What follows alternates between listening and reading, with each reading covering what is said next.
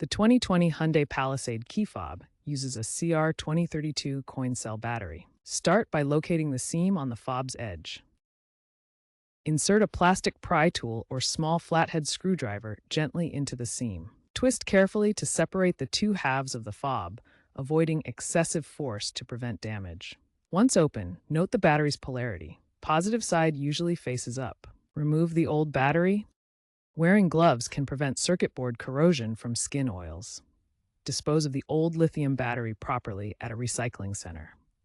Insert a new CR2032 battery into the key fob, ensuring the correct polarity with the positive side facing up. Align the two halves of the fob case and gently snap them back together until you hear a click, indicating a secure closure. Test the fob's functionality by pressing the buttons near your 2020 Hyundai Palisade to ensure it locks and unlocks the doors.